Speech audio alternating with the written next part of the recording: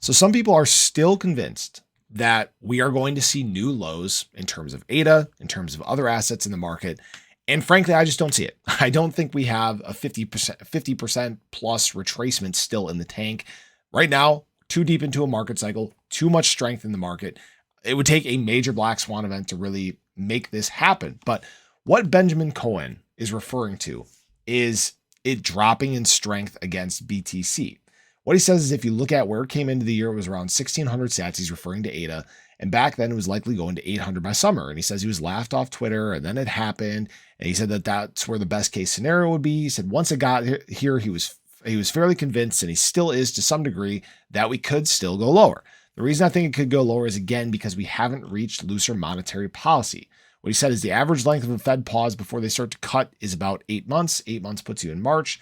Once they pause and then start going back to looser monetary policy, once you get rate cuts, that's when riskier assets like altcoins can find a durable bottom against BTC. So I understand what he's saying, but he's forgetting a few things. All right. Yes, there are periods where BTC is gaining dominance against other assets in the space. You see it on this big drop here. You usually see it after the Bitcoin halving.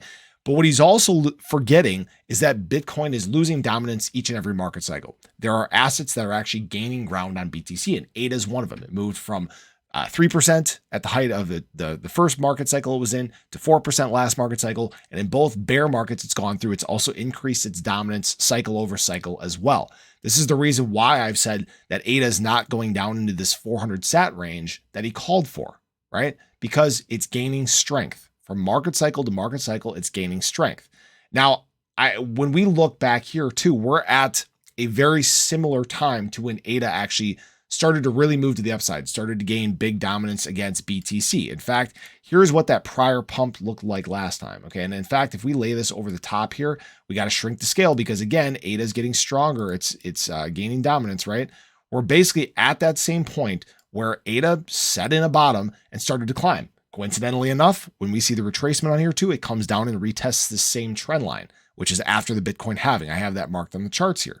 So no, I don't think ADA is going to break down and lose dominance against BTC. In fact, we're at the point where it looks like it is going to continue to move to the upside. ADA has shown extreme strength from market cycle to market cycle, even during these times where the SEC has come out and alleged ADA as a security again, still hasn't, filed official papers or a case or anything like that. It's remained resilient. It's stayed strong. In fact, ADA has been one of the better gainers in the market lately. Okay. So no, I do disagree with Benjamin Cowen. I do think we get a correction as we approach the halving. Again, BTC historically gains dominance against assets after the halving.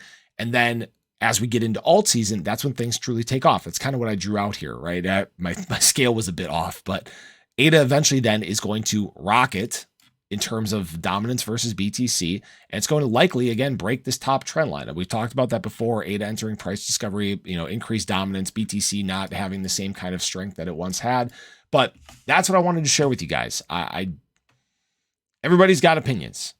Some people are right. Some people are wrong. I think ADA is just going to continue to be dominant throughout this market cycle. I think this is one of the better cycles that ADA will, in fact, ever go through. So as always, this is not financial advice, but I hope you guys enjoyed the video. Let me know your thoughts below, but hope you guys have a great day. Show your love, and I'll catch you in the next one.